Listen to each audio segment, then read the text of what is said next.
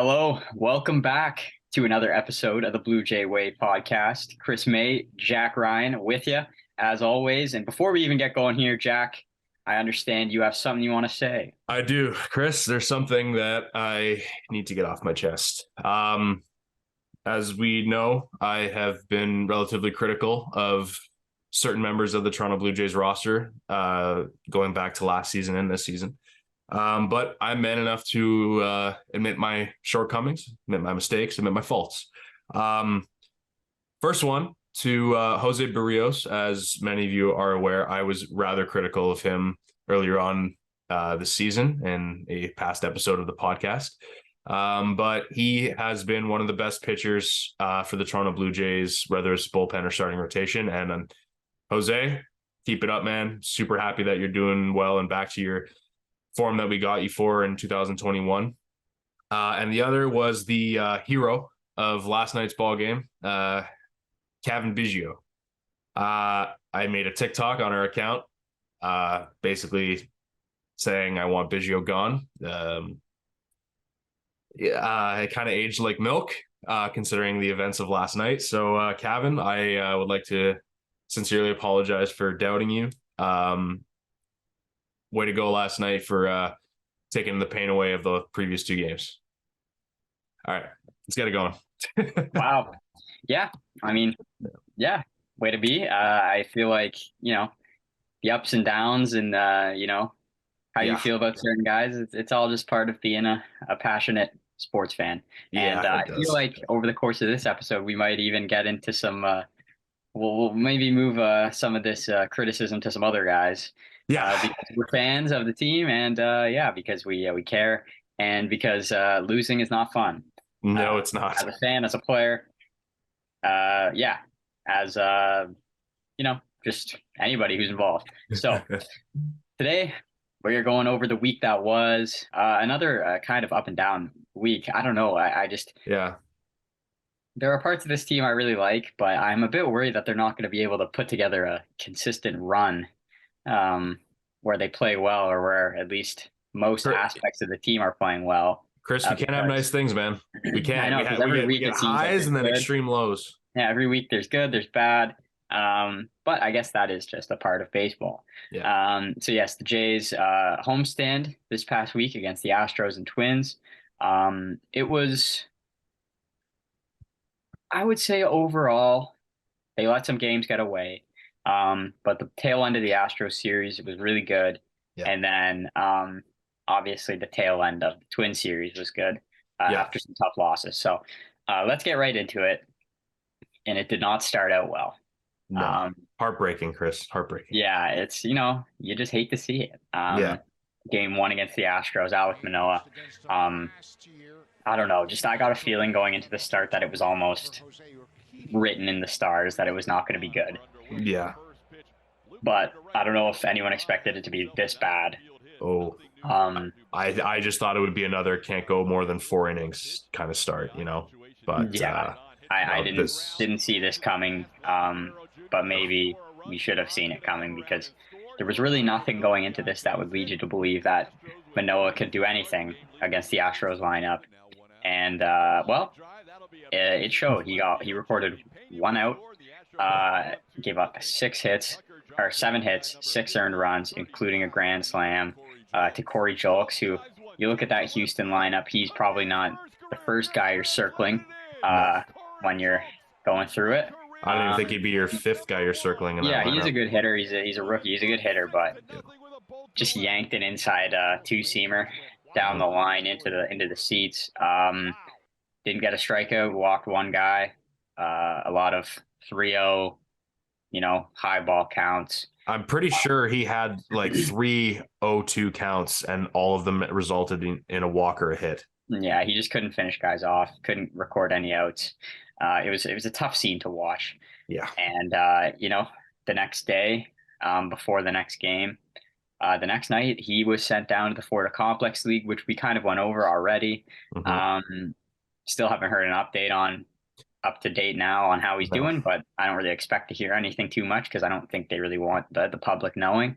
Well, that's the whole reason he wasn't sent, in my opinion, why he wasn't sent to single, double, or triple A, because there's still somewhat of a media presence and then more things like brought to attention, right? So at least in rookie ball, he can just kind of get away from everything. If I'm the Jays, I'm like, hey, we're gonna set you up with a psychiatrist because he said it's mental now, it's not just physical. He said there's nothing wrong with him physically. He said he's just not doing it. So set him up with a sports psychiatrist. I think though physically he needs to, again, I'll stand by the statement, he needs to shed some LBs. Just get back down to like 260 because this year he's the heaviest he's been since he came up to the major leagues. And you know what? I want him to return to that form. Dude, Chris, if he was even like half the pitcher that he was last year in this rotation, though, how well it's been performing, we would probably have 5 or 6 more wins than we have, and we'd be tied for second in the AL East. But at least they got on top of it by early June, and then hopefully he can take the time he needs this season. Because I personally, I don't see him coming back this year. I think he needs to stay down in the minors and work through it. Yeah, I mean, I think anything you get from him this year is an added bonus. We've seen it. Well, I feel like if at this point, if you get anything from him later in the season, it's just kind of an added bonus. Yeah, it shouldn't really be expected. Although, just with what he showed the past couple of years, I do believe in him. I do believe he can come back and contribute after maybe a couple months. But yeah, wishing him the best as he's down there with his team. And yeah, I do think, again, can't stress it enough, I do think this was the right move. Who knows if even AA batters he could have done anything against with the way he was pitching. And if he got touched up in a start in AA, that would be even worse for his confidence. So yeah, I understand the move. We both understand the move. And yeah, but later on we'll see how this move complicates things because with his spot in the rotation, you do have to kind of put it together, put a game plan together, and it's tough. So that game was over before the second Astros out was even recorded. They go on to take it 11-4. Some good performances in the bullpen that game though. One that stuck out to me was Tim Meza. Looked really good. Gave up 4 hits, but he struck out 2, pitched an inning plus. Jay Jackson actually looked pretty solid. Yeah. I think he got sent down since. Yeah, he got sent down the day after. Yeah, but it was still a valiant effort from him coming in, trying to mop it up. Exactly. Yeah, I agree. And then Anthony, he who must not be named Anthony Ass. Yeah. Well, we'll get to him later. Yeah. But yeah, he got roughed up, as he has been a lot of this year. Yep. But then let's move on from that game. Couple home runs in game 1. Kirk, Varsho, who cares? They lost big. But the series the series became really good after this. I wasn't expecting it to be so good, actually. Yeah, for the World Series, defending World Series champs. Yeah, and the boys showed some real heart here. And you love to see it. I like the way they were winning these games. So let's get into it. Game 2, it was a Kevin Gausman day. The best day you could have.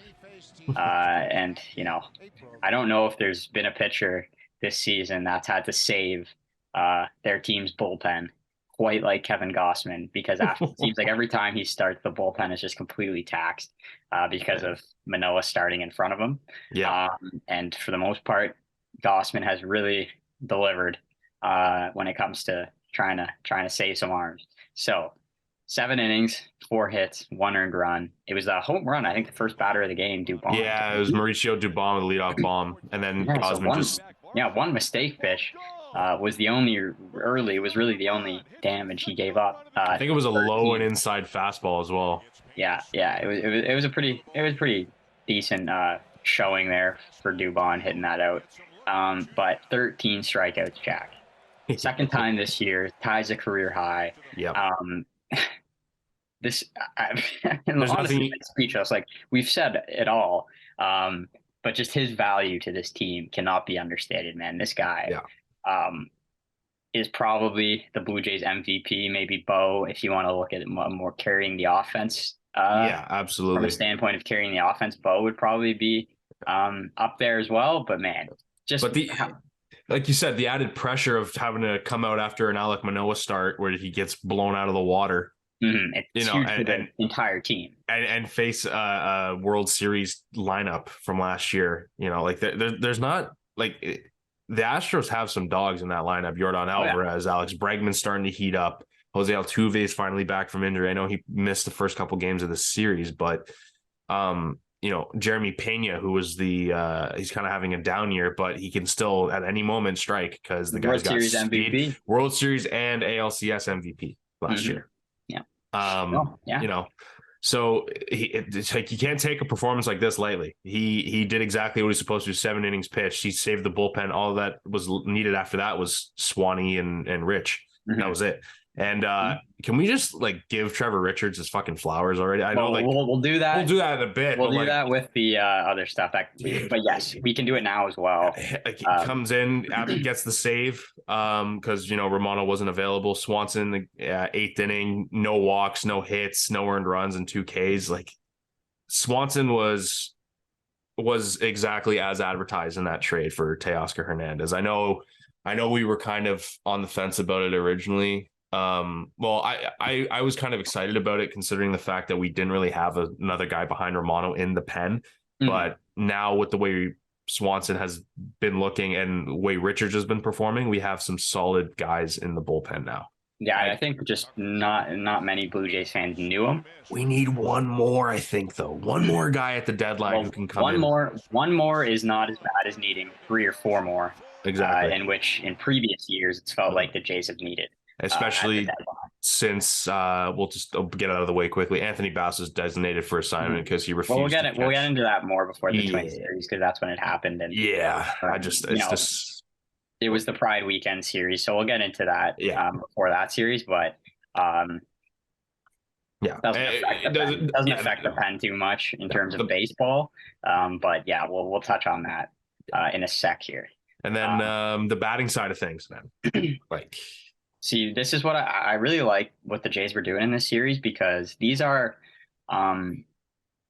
championship postseason pitching staffs that Houston has, especially. And these are the types of arms that you're going to see if you are pushing for a playoff spot in September, or if you are in the postseason. These are exactly the type of arms you're going to see in games, late in games that you're going to have to score some runs on. And the Jays were doing that in this series. But yes, a couple of notable performances here. George Springer, 2-run bomb off of Hunter Brown, I believe. It was, yeah. Yeah, Hunter Brown is a good young pitcher. Springer got him. Bichette, solo shot off of Montero, who is a really, really good reliever. Which was gas. Yeah. He was massive for the Astros last year in their run to the World Series. And then Dalton Varsho tacked on a home run as well. Whit Merrifield provided an RBI hit. And the Jays comfortably take this game, I would say mostly because of the great performance from Kevin Gausman. Yeah, absolutely. And, against probably the best lineup he's faced in the past little stretch, just completely dominating them. So his performance in this game was absolutely massive. And speaking of guys in the starting rotation who have been massive this year, man, Chris Bassitt. And this was an interesting one, actually, because Chris Bassitt, he did give up a 2-run shot to Yordan Alvarez in this game. Alvarez has great career numbers against Bassitt. Great career numbers in general. Yeah, it kind of makes sense. You've got, Bassitt throwing softer stuff as a righty, and you've got Alvarez who can handle all that stuff as a lefty. It does make sense. And yeah, that's all he surrendered in this one as the Jays pull out a 3-2 win. Bassitt goes 8 innings, lost 4 hits, the 2 earned runs on the Alvarez homer, 5 strikeouts, and he threw under 90 pitches, I believe. It was 89, I think, or no, it was 81. Yeah, he had 81 pitches through 8 innings. That was confusing as to why. This was actually stirred quite the debate, and I feel like we should get into it a bit. Well, we got some time. Why not? Because I feel like this was one of the main talking points of this game. You're at 81 pitches and you've gone 8 innings. Why are you not sending him back out for the 9th when you did it against the Braves? This is why This is why I think it might have been the right decision. It's a 1-run game. It's a Versus a 3-run. one-run game. It's a one-run game, and the guy's coming up. It's the top of the order again. Yeah, they've seen him the most. Alvarez is due up, and Mhm. Alvarez owns Chris Bassitt. I get both sides of the argument, Yeah. but seeing a top of the order the fourth time, it could, there's probably a higher probability there that they're going to do some damage off of him. Seeing him for the fourth time, and then you've got a guy who has really owned him over the course of their matchups coming to the plate. I do see both sides of the argument. I feel like in that Braves series, they had a 2-run lead. 3-run. Remember Varsho on the bottom of the 8th hit a solo home run? You're right. So I feel like there was more leeway there against the Braves when Bassitt did have that complete game. 3 runs to 1 run is a big difference. Yes. And then with Alvarez, who can, with one swing, easily give the Astros the lead if there's a runner on.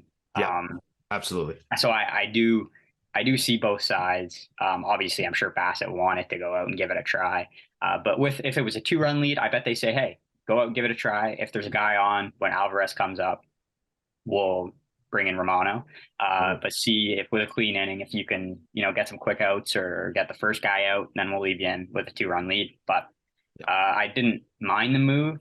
I get both sides. I get the fans wanting to see him give it a go, but I do think it was the right move, and it worked out because Romano had a nice ninth after throwing a friggin' slider, dude.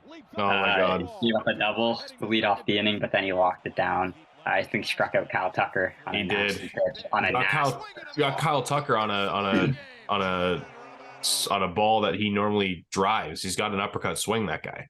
Dude, and he got it right in his wheels. Really nice fastball. 90, man. If you throw it, good things will happen. Yeah, like his slider. Yeah, and I've noticed this year his slider's got more downward action than it does side. Like it's more 12. Like wide. Let's go 2 to 8 rather on the clock. Well, yeah, I like his slider. Don't get me wrong. Yeah, but I think it's got to play off of the fastball. Yeah, your fastball.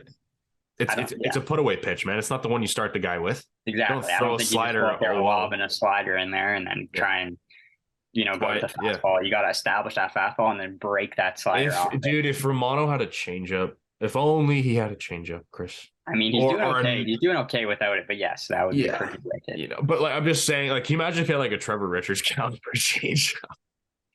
It'd be ridiculous. It'd be so gross. It'd be really tough. Yeah. And then the offense, dude, like the Jays are back. It looks like in this series, at least, they're back to like bashing, just out homering their opponents. Yeah, no, two solo shots to get them back after Alvarez made it 2-0. Bichette on a tear. Yeah. And Brandon Belt, man, an absolute no doubter. Nice little backdrop, man. This was absolutely crushed. His home run swing, man, his pimping of the way he drops a bat is legendary. I love the way he swings a bat. Yeah, and they saw it too. This guy's name's escaping me. The guy who was starting for the Astros. I think it was his first start. Yes. One of his first starts. He was throwing Belt these inside sliders over and over and over and over again, and Belt just got one. He knew it was coming right in his wheelhouse. Spot. Yeah. And I bet he barely even felt the ball hit the bat on that one. The starting pitcher for the Astros in that game was Ronel Blanco. Yeah, Ronel Blanco. He is a wicked slider, but Belt got one right in the sweet spot and just mashed it. And then I was liking this from the Jays a lot. Later in these games, they were coming through some clutch hits to give their team the lead, to give the Jays the lead, and then turning it over to the bullpen. And I would like to give a shout out to Alejandro Kirk. Yes. He had a bit of an underwhelming start to the season after, a Silver Slugger last year. But I will say since Danny Jansen's gone down, he has really been solid. He stepped behind the plate. And I think he's appeared in every single game since Jansen has been out, whether it be behind the plate or pinch hitting. Or even coming in as a defensive replacement. Yeah. Yeah, he has appeared in every single game. So I want to give him a shout out for that. He's been good, and also I'd like to shout out to his fellow catcher Tyler Heineman. He has been phenomenal behind the plate. We worked with Gosman in his 2 starts. not yesterday, but the previous Against the start Brewers, he was, against the Brewers and the one in this Astros series. Yeah, he a switch hitter. I see no as reason. a third string catcher. As a third string catcher, Really I see no reason not to keep him on the team when Jansen comes back. I switch hitter is better than just a lefty or just a righty. And the fact that like we ran with 3 catchers last year and it worked out pretty well. I know Moreno didn't really see a lot of playing time because of Jano and Kirk until Jano got injured, but well, a Jano injury is always in the cards too. Exactly. That, and So, it sucks to say, but that's the reality of the situation, right? If I'm Schneider, I'm keeping Heineman on the 26 man. And then I think maybe Lucas goes down because you have Cavan who can play the outfield, and the way he's swinging the bat lately, it's more feasible that way to me. Yeah. So the only thing is if you want speed. Yeah, if you want speed, exactly. But Kirky comes in as a pinch hitter and drives in a go-ahead RBI single to center. Yeah, massive hit. Romano, and Bassett shut the Astros down from there. And Romano. The Jays squeak out a close win. Is a great win against a really good team. So what do the Jays do in Game 4? Well, exact same thing.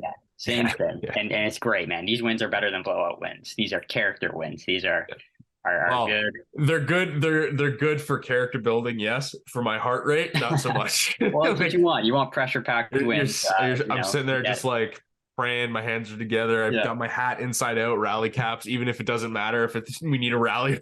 But Game 4, same outcome. 3-2 win. Like grab a lead and shut it down. Mm-hmm. Yeah, exact same outcome. This time Jose Barrios on the mound.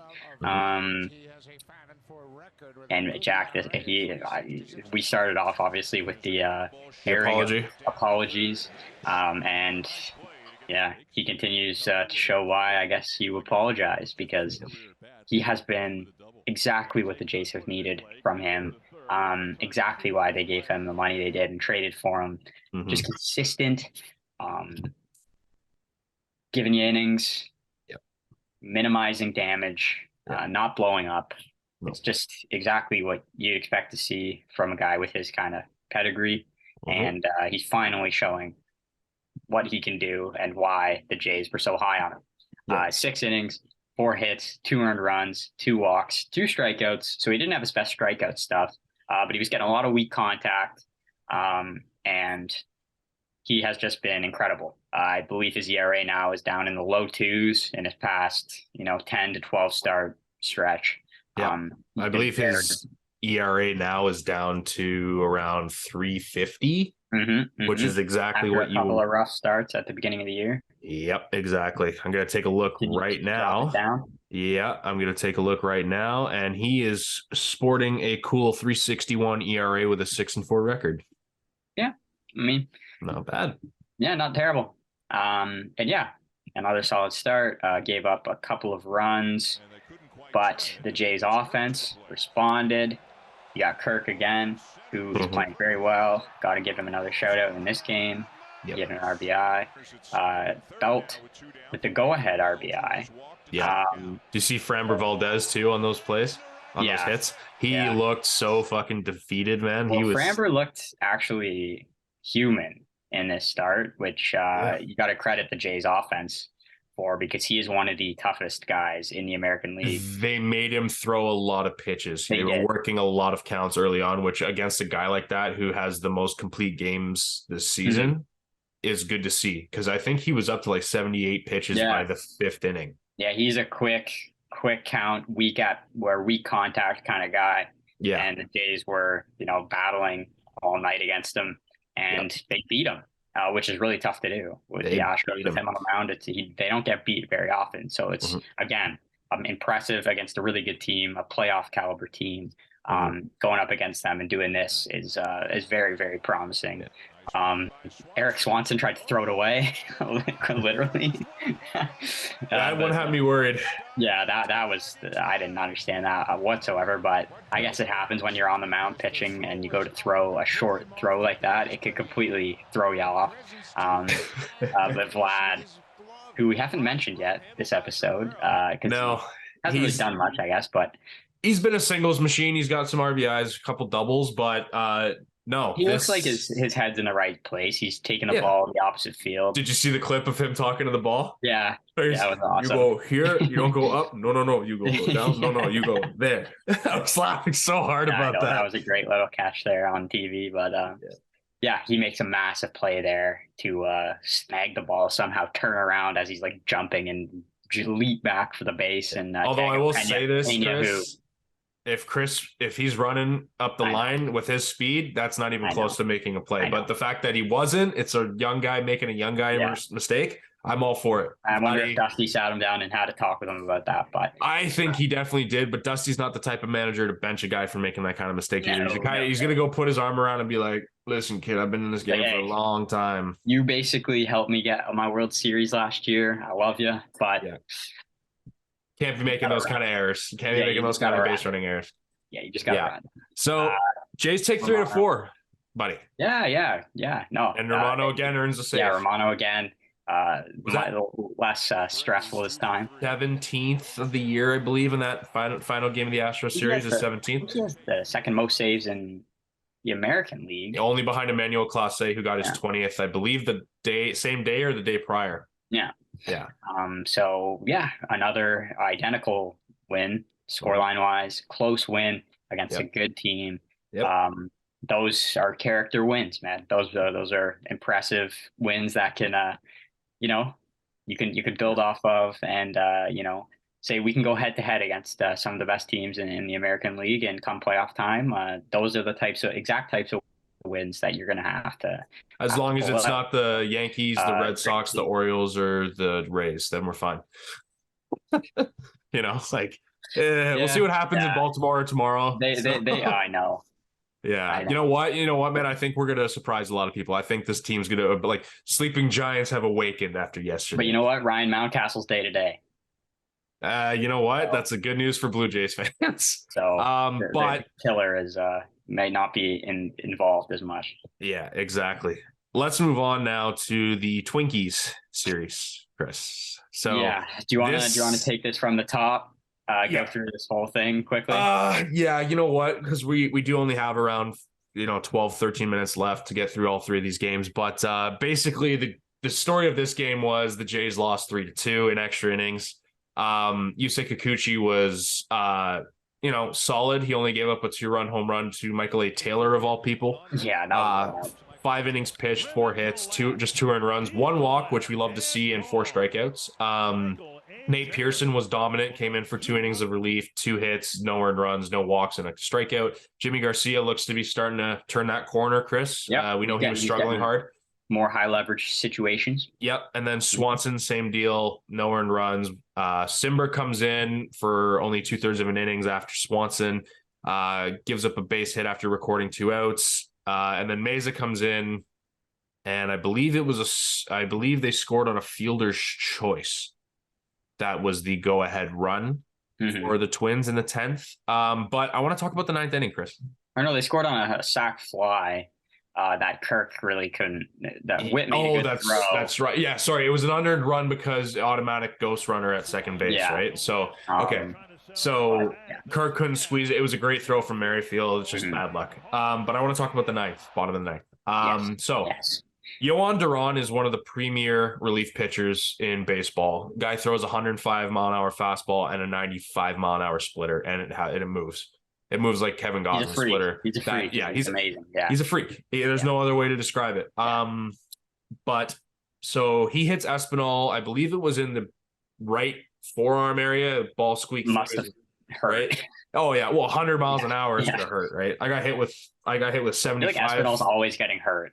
Yeah, I know. Like, I feel bad for him. He does crowd the plate a bit though. Yeah, like he's kind of on top of it, and he's got his arms out reach. But oh wow, we're already at 10 minutes left here, Chris. So we gotta buzz through this. Espinal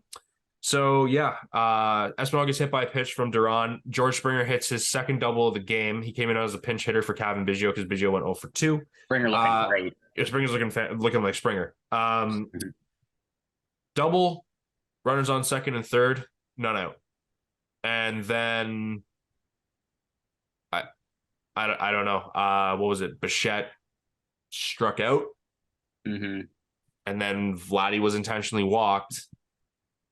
And then just couple bad bounces here. Oh no, sorry. Kirky Yeah.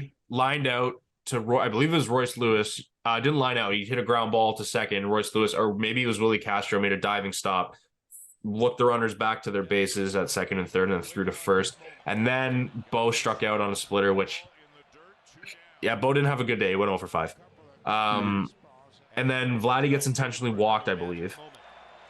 And then Brandon Belt hits a piss missile, 103-mile-an-hour fastball, but right at the second baseman. Yeah, so some tough luck. And one for 13 with runners in scoring position. Yeah, I was they threw this one away. I remember thinking that they completely threw this one away. They threw this one away, but then the following game they really threw it away. Well, not the offense, the pitching. I know, but this is the thing with Manoah now is, you're pitching guys in unfamiliar situations. Yeah, and I posted this on TikTok. I'm sure you saw it. Here's the thing. Trevor Richards was fucking unreal. Incredible. 3 innings pitched, 1 hit, no earned runs, 1 walk, and 7 Ks. Then John going to Mesa there doesn't make any sense to me. Why is he coming into the fourth? He was just rested, and they must have liked a lefty matchup somewhere. So why doesn't Simber come in for the fourth if he's well rested as well? Right? I know they had a lot of lefties, but they had 6 out of their 9 batters were lefties in this game. I'm pretty sure. Yeah, doesn't matter. You're gonna run into one every 2 batters rather than every 3. So Mesa comes in, 1 1/3, 1 hit, 2 strikeouts, looks solid. Then Bowden Francis comes in, throws less innings than Trevor Richards, even though he's the bulk guy for the Jays. 2 hits, 1 run on a solo shot, which his curveball was working for him. No walks and 3 strikeouts, Chris. I was very impressed with what we saw from Bowden Francis. Yeah, you very look good. Impressed. And then AAA again. It does suck that he's down in AAA. I'm sure we'll see more of him though as the year goes on. Yeah. And then Simber, Adam Simber. A third of an inning, 5 hits, 6 earned runs, no walks somehow, 1 strikeout, and he gave up a go-ahead grand slam to Carlos Correa.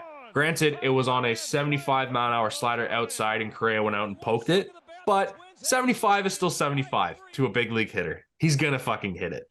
I don't care who it is. And then Mitchell White. Welcome back, you useless piece of garbage. Jesus Christ. He comes in, throws an inning and 2/3, 3 hits, 2 earned runs, no walks, and 4 strikeouts. Wow. Good job. 4 strikeouts. The Mitch White apology video. Oh, yeah. Well, he'd have to go and throw a perfect game for that to fucking happen. But going back to last year, 3-run home run to Max Kepler, and this game Jays just give it up 9-4. I was not impressed. Battered there in the 8th. Yeah. Nathan Lucas, though, congratulations on your first big league RBI on a sacrifice fly. Good piece of hitting. Yeah, 2-hit Witt with another 2-hit game and a ribby. Santiago Espinal, another hit in this one with an RBI. So Chris, bad juju on those 2 first games. Let's move on to the. I will say though, I think Simber might be gone when Zach Pop comes back. Gone as in a trade? As in just DFA him. Huh? Maybe. I think what value he really is bringing. A younger pitcher, maybe. Because he's got like a 7 ERA this year. Like I don't know what his ERA is 9.35 since coming off the IL. Like he's not very effective. No, he's not, and he doesn't. He throws 82. And Zach Pop is obviously much more effective. Exactly. So I think that could be a move that we could see. Yeah. Yeah. And Zach Pop's Canadian, just more incentive to keep it. And he throws 98 on a sinker. He's better. He's better. I can't wait to see him back with this club. Anyway, let's move on from the bad. And then touch on Anthony Pass. And then, the bad juju. We got just over 5 minutes left here. Yeah. Bad juju games are behind us. Game 3. Kevin Gausman.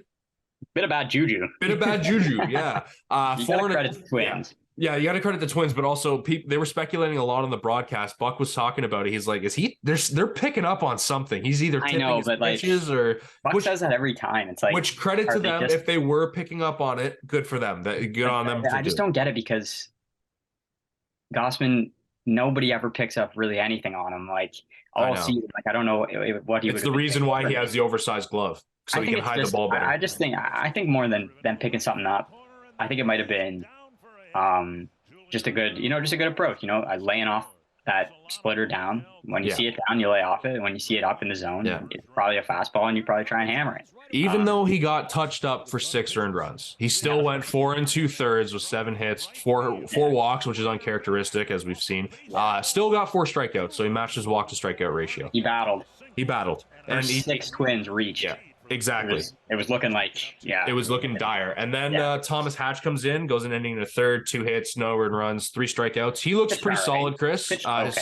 His changeup's looking pretty solid. Then Nate Pearson, utter dominance, 2 innings of work, 1 hit, no walks, no earned runs, and 3 strikeouts. Really, really good. Oh, really, dude, I am really so impressed with what we've seen from Nate Pearson. Massive. He's been fantastic. Yeah, he gave up that double to Correa, and then like if that run scores, this game might be over. Yeah, like that's a huge difference. Yeah. So that's big. And then Vladdy gets on for Matt Chapman, who in the previous at bat to this 2-run home run he hit, his 9th of the year, he is the second J this year to spike an iPad in the dugout.